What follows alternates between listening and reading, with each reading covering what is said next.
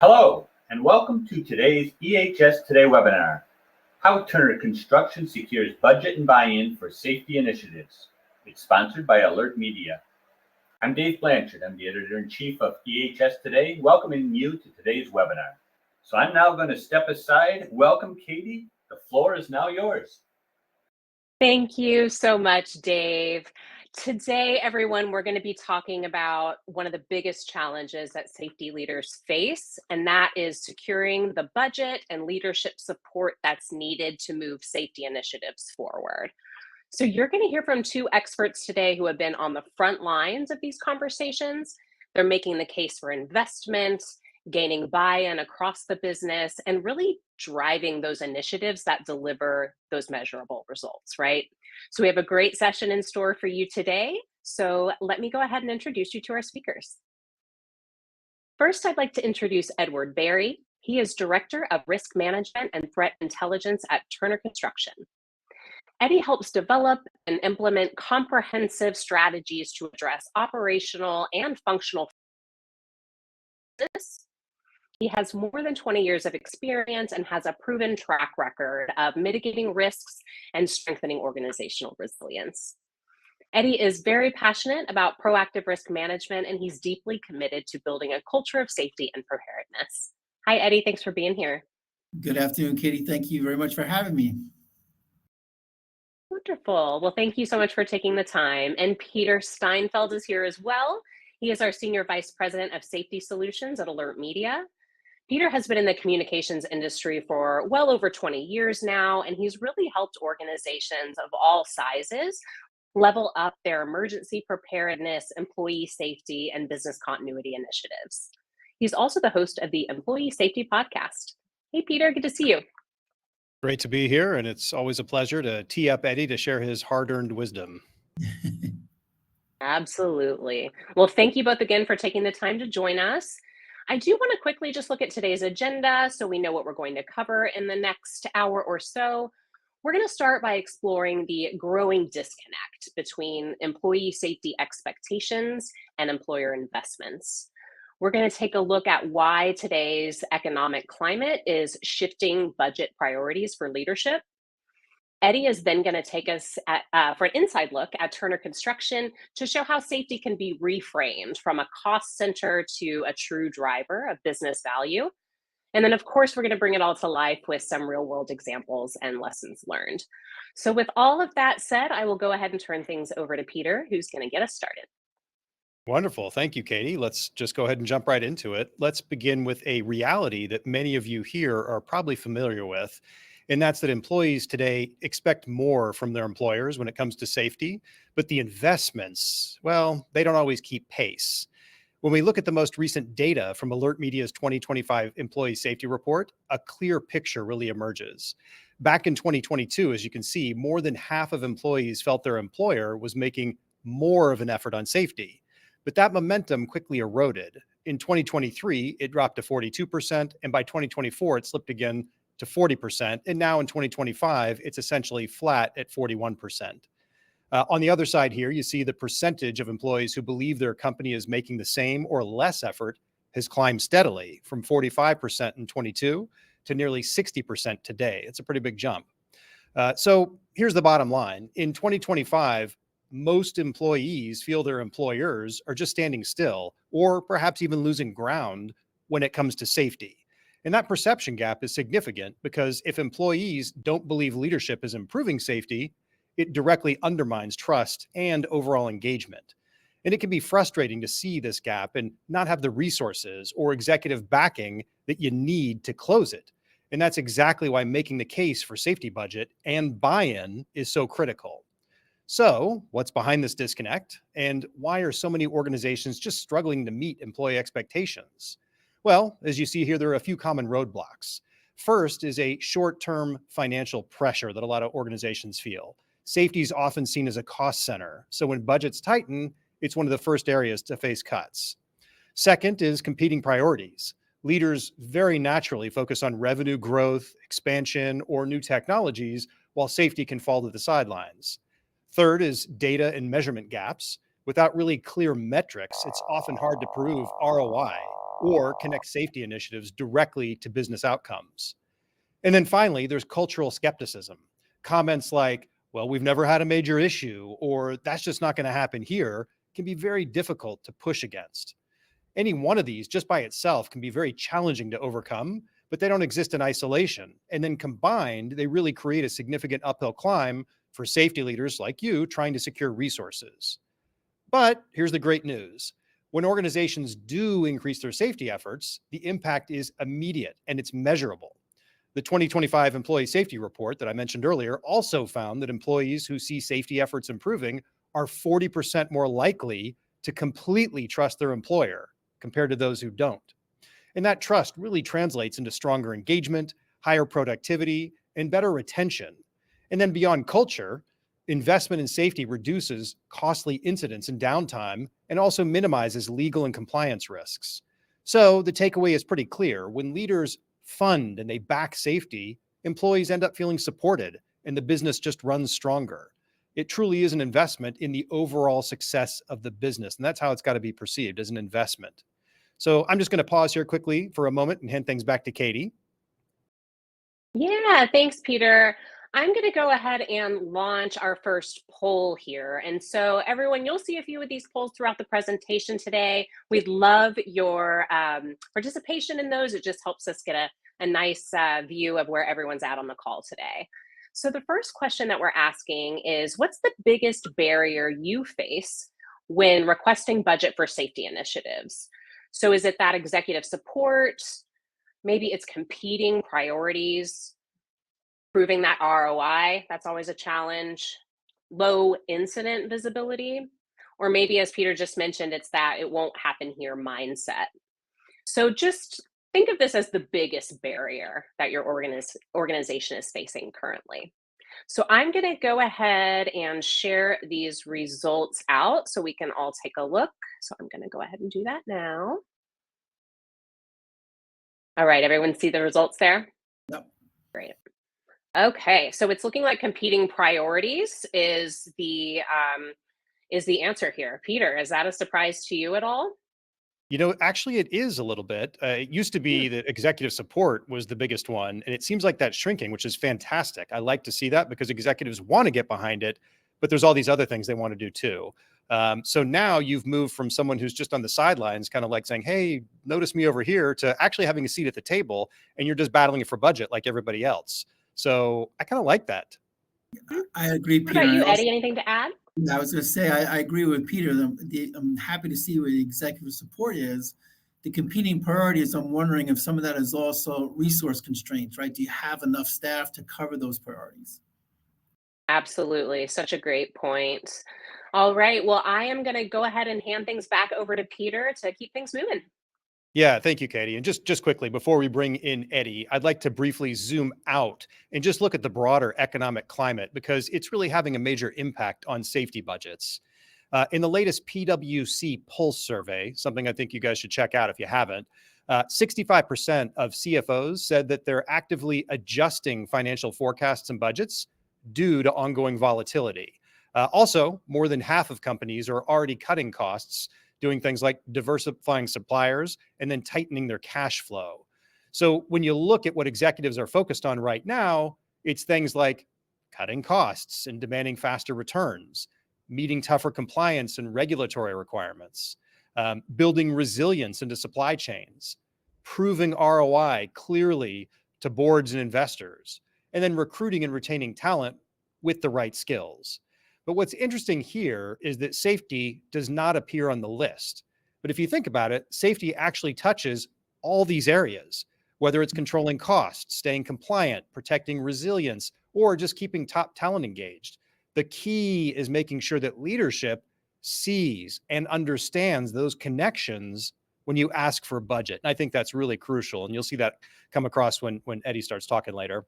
But when safety isn't tied to those leadership priorities, it's often the first area to face cuts. But underfunding safety delays progress, and it also creates compounding costs, such as higher incident rates, a lot more claims, potential fines, even downtime, and even things like reputational damage, which is never good. So what looks like short-term savings can actually turn into a long-term business problem. That's why connecting safety to the bigger business agenda is so critical.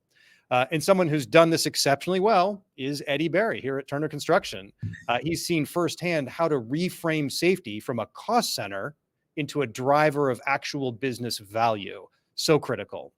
And now he's going to share how his team gets it done. So Eddie, take it away. Thanks, Peter. At Turner, we learned that if you really want lasting support for safety and security, I know we have some security folks on the webinar as well, you must show how safety and security drive real business value, essentially proving the return on investment, right? This can be done through integrating initiatives and operational strategies which lead to fewer workplace incidents, reducing costs related to injuries, and improved project timelines. This approach demonstrates a clear return on investment as safer job sites and offices contribute to lower insurance premiums, higher employee morale, and increased client trust, ultimately supporting long-term business growth. And you can see here on the slide where it says, if nothing goes wrong, your budget gets cut. Conversely to that is if everything goes well and something happens, people get fired, right? So I want to focus though on, hey, if nothing goes wrong, your budget gets cut. I'm more than confident that the attendees on today's webinar are familiar with this problem. And how can we prove value to leadership to prevent the potential budgetary impact? Remember that the absence of visible problems can create a false sense of security, leading stakeholders, leadership especially, to question the ongoing need for investment. This mindset overlooks the preventative nature of safety measures which work behind the scenes to minimize risks and avoid costly disruptions. So how can we achieve that? Well, making sure that you share data on reduced incidences, cost savings from avoided claims, improve productivity, as well as communicating how proactive investments support business continuity and protect reputation. Regularly updating stakeholders on safety metrics and success stories. In short, you must prove value when things are quiet. At Turner, we live injury-free every day. That is our motto, right? The fact is that for all of us, the monetary cost of safety is an operational expense. But remember that when you actively care for your staff, right, duty of care, actively caring for everyone, you have a competitive advantage over your competitors, right? Having a robust physical security of your workplaces keeps office staff and crew workers happy and secure. Strong safety initiatives reduce turnover and absenteeism due to injury. And of course, lower insurance and claims create a measurable savings. This serves as an industry differentiator. So looking at hidden safety funding, right? And I also would say that it's also overlooked, right? Or it's things you just didn't think about with regards to funding. So hidden funding for safety can often be found within your organization's existing insurance coverage, as many policies include provisions for safety training and programs such as active shooter preparedness or workplace emergency response. Additionally, you can utilize current employee benefits or wellness initiatives to support safety efforts, effectively offsetting costs without the need to request additional budget allocation.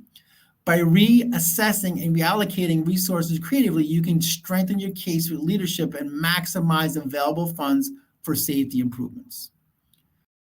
Katie, on the next slide, we talked about a real-world example. So, organizations are continually looking for ways to manage and reduce their safety or security-related expenses without compromising protection. One effective avenue is leveraging insurance programs designed to mitigate risks and offset costs with regards to incidences. And one of the things we did here at Turner was with regards to looking at all of our insurance programs. We did a complete conduct of security risk assessment. We reviewed our insurance policies. We did a comparison of insurance products and providers. And one of the things we looked at was we said, hey, if we looking at our current insurance policies, we could address or optimize our premiums and reduce out-of-pocket costs for active shooter training. And that was a good way to really taking a look at our insurance programs to determine, is there a way that we can look at things differently from that operational expense? So I highly recommend the folks on the call to leverage your insurance programs and take a look at other avenues where you can potentially have some savings.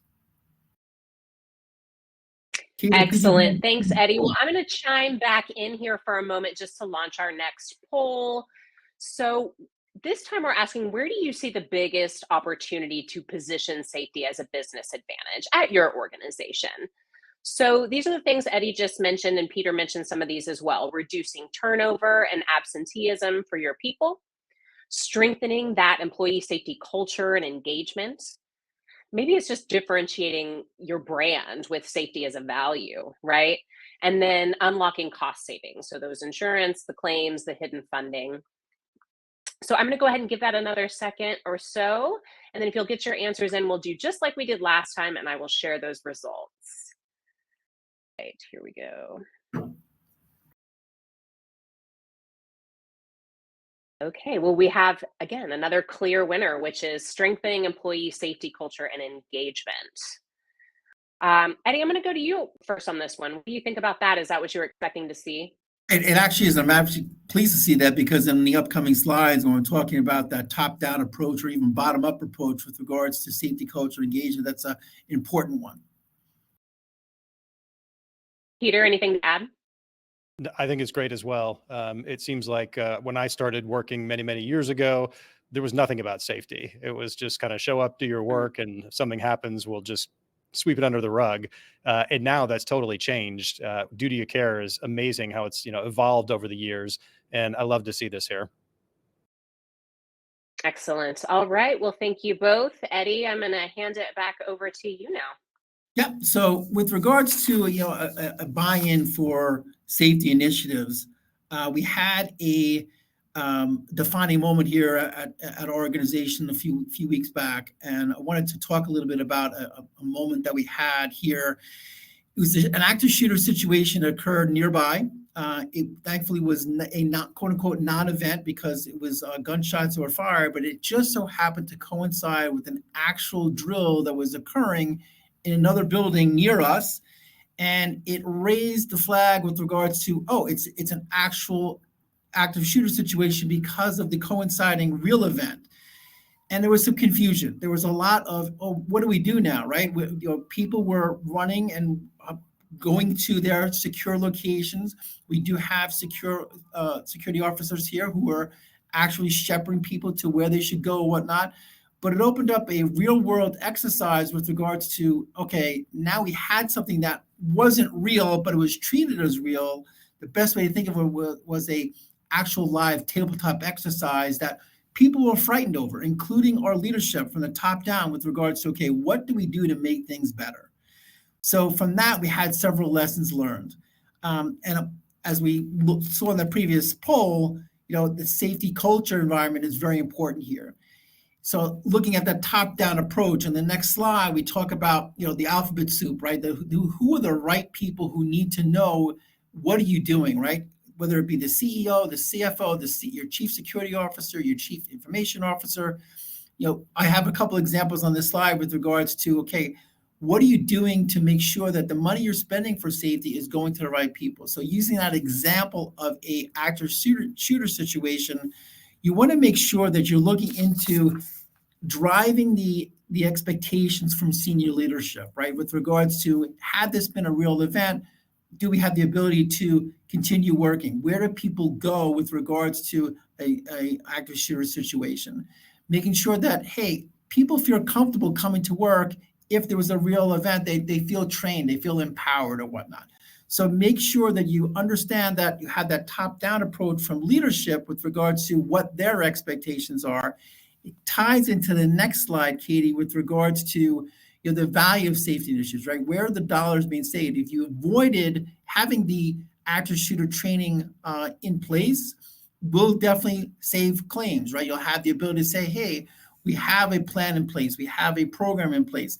That translates also to cost savings from a risk mitigation and your insurance leverage, right? You can leverage your insurance policies with regards to, hey, we have active shooter training in place. We have kidnap and ransom opportunities in place. There are things that we're doing to make sure that we're keeping tabs on all of our employees for that duty of care. Moving down to the next level, the next slide, with regards to middle management, right? Now we had an opportunity where we had this event that was a real world example, real tabletop example, We had an opportunity to learn from each other with regards to other departments, right? Other floors, other tenants in this building with regards to what are they doing. So make sure that folks on this call understand that you have an opportunity to learn from your peers, not just in your own organization, but your corresponding tenants in your building or nearby. Leverage opportunity to work with your local police force, your local fire department, making sure that, hey, if something did happen, what are you doing to make sure that you're meeting the expectations of that emergency personnel? That if you're told to evacuate the building, how you evacuate the building? Is it we follow the protocol of the police department, et cetera? So again, it was that meeting the expectations for senior leadership, but also looking at, hey, what are we doing in our organization and middle management? From there, we go into, executive sponsorship is not enough, right? You need to make sure you have frontline adoption, right? The boots on the ground. Who are the people who are actually going to be impacted when a situation occurs? Whether it be your receptionists, your security guards, your finance workers, your HR people, making sure that every single person in your organization understands that they have a need to make sure they understand what the proper training is for an active shooter situation. And what I mean by that is you can document it all day long, but until you actually have a event where you're going to be practicing, it's just like a fire drill. We want to make sure that you're doing active shooter training and people understand, okay, if I hear run, hide, fight, if I hear avoid, barricade, confront, I know what those terms are. I've been trained by the building. I've been trained by our own folks here with regards to what we need to do. That drives that company-wide adoption. Make sure that the folks in the front line understand what they need to do. And lastly, in the next slide, it's talk about think like a doer. Always ask, what's in it for me? When you're doing a training opportunity or you're pushing out training, you want to make sure you're answering the question with regards to the folks sitting in the chair. Why am I doing this? What's the value here? What's the value add? Why do I need to learn about this? And by doing so, that answers the question for senior leadership of, hey, we now have people who are trained on active shooter situations. They know what they need to do. They know how to evacuate the building. And the continuity of operations for the senior leadership with regards to, okay, if they need to evacuate the building, safety is first and foremost. They're making sure that they're safe. And then more importantly, okay, if the building is going to reopen, operations can then commence, or they need to work remotely, whatever it may be. You want to keep it personal. You want to make sure that the folks who are being trained for active shooter situations, it's clear, it's consistent, and it answers their questions with regards to what's in it for me. I think we're going back to Katie for another poll. Is that true? Yeah, actually, I think first we're going to go back to Peter. He's going to give some lasting advice that sort of ties all this together. Excellent. Awesome. All right. Well, thanks, Eddie, for doing that, for sharing that content and those real world scenarios. Always beneficial to learn from things that other people experience. So thank you. But as Katie said, let's go ahead and bring this all together with some really lasting advice that I think you could take back to your organizations that'll be beneficial. I've actually worked with hundreds of safety leaders over the years, and 4 best practices, as you see here on the screen, really consistently stand out.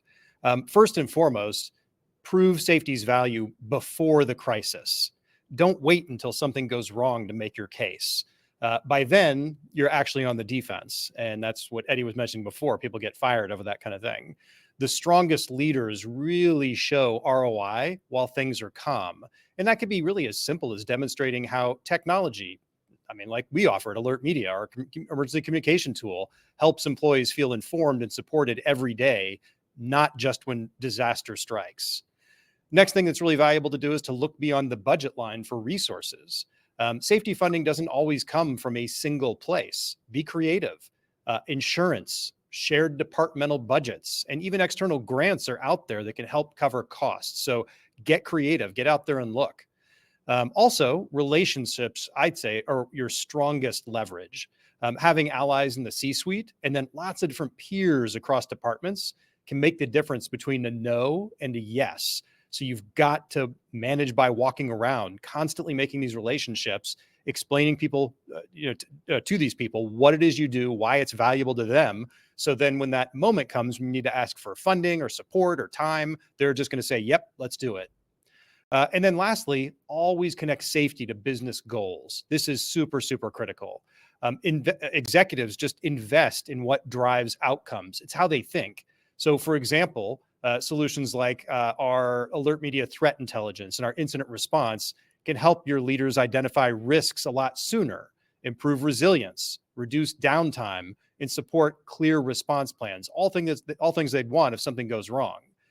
So frame safety in terms of return on investment, business continuity, retention, and resilience. That's the language that leadership speaks, and the most successful safety leaders become fluent in that language. Now, looking ahead, there's no sign that budget scrutiny is going to be going away. In fact, it may be getting worse, as we indicated before. Leaders are just going to continue demanding faster returns and much clearer proof of value. They'll get out of investments if they don't see that return. So you got to make sure they see it constantly. And what that means is just constantly positioning safety as a core driver of organizational resilience, and continuity is of high importance. And then here's the ultimate question. If something goes wrong tomorrow, will you already have the safety budget and the buy-in that you need? The answer very strongly depends on the work that you guys do today. So build the case, prove the value, and then secure the support before the crisis happens. That's the best way that you can ensure that you're going to be ready when it matters most. So with that, I'll pass it over to Katie.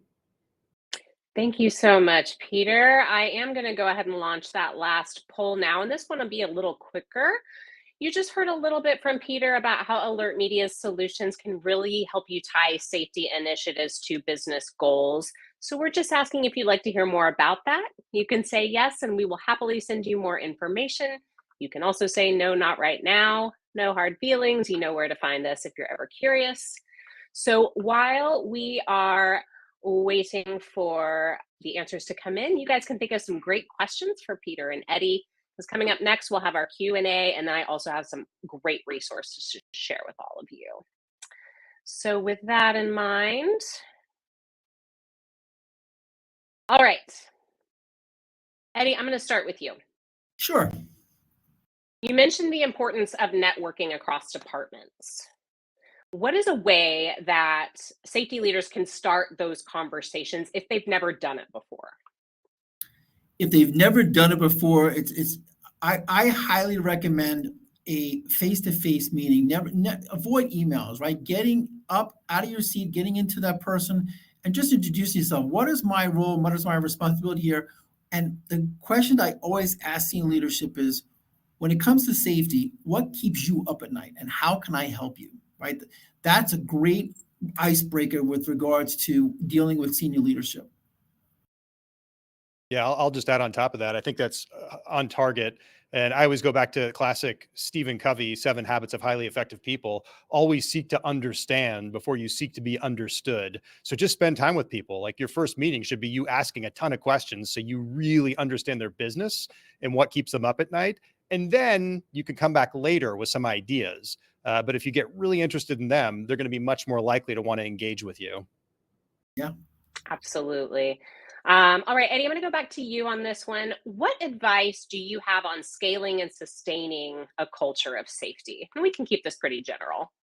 So I would say, start with what we did, give an example here in New York, right?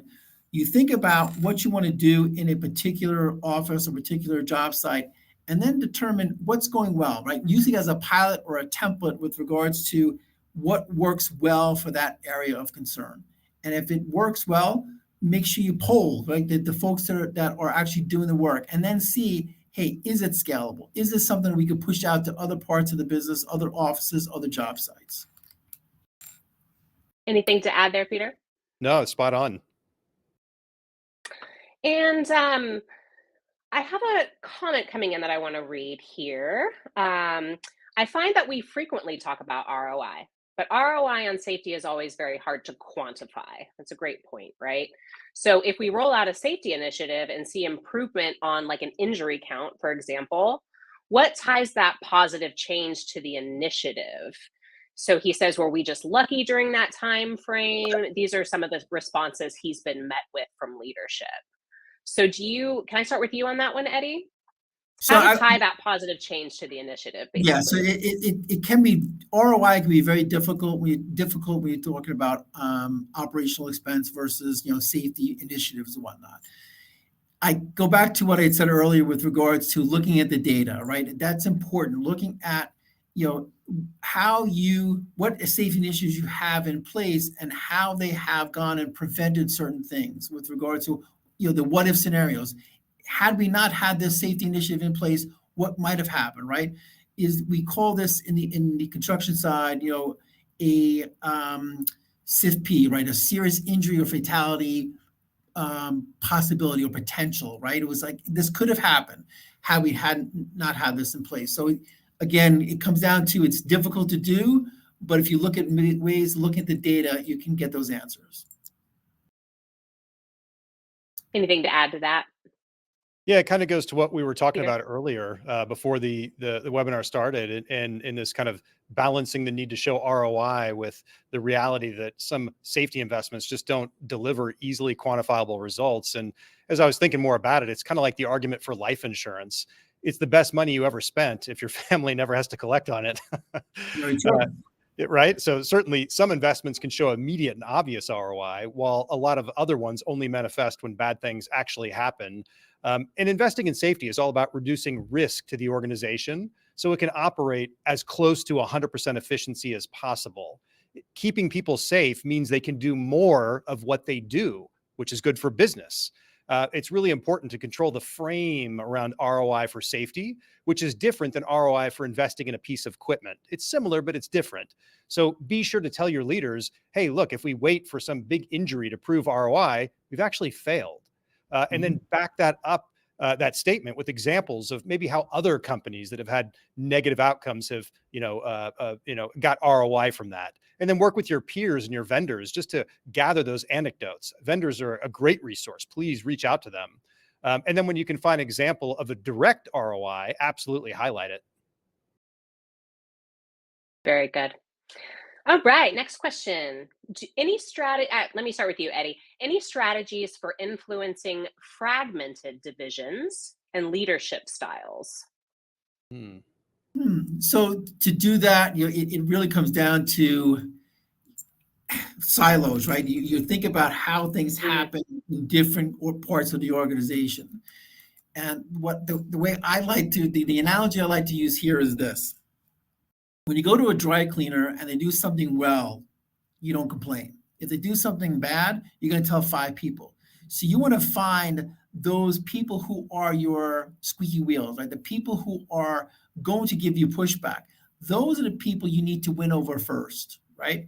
Because if you can win those folks over first and just show them, hey, we're doing this for a reason. What's in it for me? Why is safety important? That reduces that fragmented or siloed approach, because you need to make sure that you're addressing those folks who are the loudest voice in the room, because they're going to try and sway decisions, bad apples to bad apples to bad apples. You want to just say, hey, there's a reason why we're doing this. There's a positive reason as to why we're driving this initiative, whatever it may be. And that breaks down those silos, Katie. Eddie, I'm going to stick with you there for a second. What advice would you offer companies using contingent workers to ensure that they receive the same protective measures as the company's full-time employees? So I'm guessing this question means like if we go thinking about construction company, right? Where you have our dedicated Turner employees and we have subcontractors, vendors, et cetera. So to that end, I will say that no matter where you are on a Turner job site, we actively care for all of our personnel. And they know that. It's one of the things we live by, living injury-free every day. It doesn't matter if you're a Turner employee or a subcontractor, you're a work crew on a job site, whatever it may be. We try to make sure that those folks are also feel like they're part of the family, right? Making sure that they understand that we have a duty of care for them as well. And Eddie, I know we've talked about Peter, this anything? before. Yeah, you've told me that when you show that you treat these contingent workers and contractors the same way you do regular employees, they're more likely to want to come work for you. And if they've got 2 competing jobs, they'll actually Yep. come to you first and then maybe to the other vendor or to the other company. Yep, and we take safety very, very seriously. If someone is on a Turner job site and they're not following our protocol, I be very candid. We will let them go, and they will not come back to work for Turner. Oh. All right, let's move on here with questions. Peter, I had one come in for you here. Are there any, sorry, I lost my question here. What's the most common mistake that you see safety leaders make when they're presenting their case for a budget? There's several that come to mind, but I think that probably the most common one is that they just don't tie them to current business objectives. They end up framing safety as more of a moral obligation instead of a strategic business advantage. I'll say that again. They frame safety as a moral obligation instead of more of a strategic business advantage, which is really a big difference. Sure, investing in safety is the right thing to do to keep people safe, which is, of course, what we want to do. But here's what your executives hear: non-financial, non-urgent, non-measurable. That's what's going on in their minds. So just remember, moral arguments don't usually persuade people into action. They actually catch people's attention, which is good. You want them listening, but they don't drive them to action.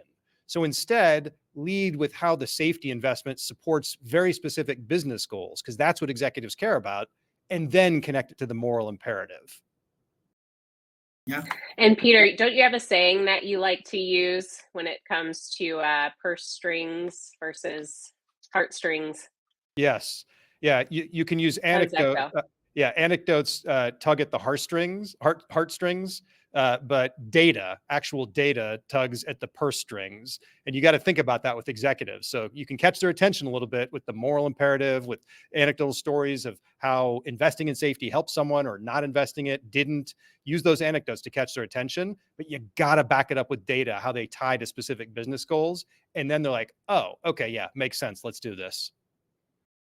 The analogy Awesome. I I always think like that's to, such a great example. Katie, Go ahead, Eddie.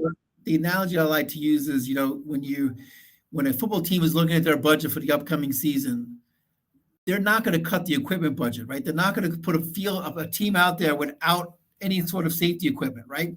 They're going to lose. So you cannot cut safety. It's important to make sure that if you want to make sure your staff, your employees, your teammates are safe and secure, you want to make sure that they're empowered with everything they have. Very good. All right. So we have a question here about formats, right? So when you're presenting the risks associated with safety to the senior leadership, what format do you recommend? Like a presentation, just kind of a quick chat? What has worked best for you, Eddie? Let me start with you. Again, I'm a big believer in open, honest conversation, right? PowerPoint presentations, you're focusing on a PowerPoint presentation. You're only focusing on what's on that screen. How does it look? How does it, the background, the foreground, the words, etc. Rather than eye-to-eye open conversation. What I like to do when I'm meeting with senior leadership with regards to safety concerns, if possible, step outside of an office. Hey, let's grab lunch.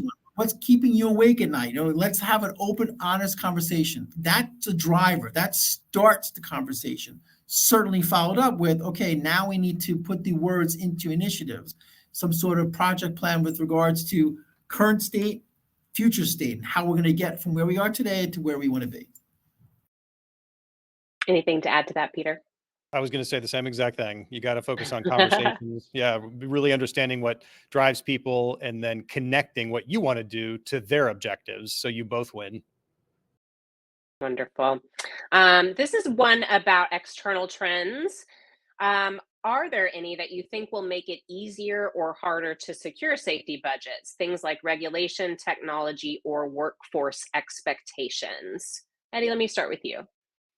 AI is a big concern right now, making sure that we're using it appropriately. What I do like about the potential of AI is that it gives us a competitive edge, right? However, is it being overused, right? Or do you lose that human touch because you've gone now to a artificial intelligence driven initiative, right? So I want to proceed with caution when it comes to AI. Peter? I mean, yeah, if you think about like 100 years ago, there was no safety budget. It Mm, wasn't even that you get a no to a safety budget request. You didn't even ask the question in the first place. Now, since then, things have evolved. There's now a minimum level of expectations around safety that are just non-negotiable, whether it's enforced through things like regulation or employee expectations, which have been changing a lot, or just the raw experience of having lived through some kind of internal or external disaster. So I think really to answer the question directly, I think the overall pool of money that's out there will continue to grow, which is good, but there will be so many competing projects, kind of like we saw in that poll we did earlier, that it'll be mhm. tough to get funding for everything that you might want. So you'll have to prioritize and constantly defend your project, or the funds will be moved to something or someone else. So it's great that we now have a seat at the table that's equal with everyone else, but now you're like, okay, now I have the challenge of trying to get that budget money, improving my case. Excellent. Eddie, I got one for you here. How does Turner stay ahead of industry changes?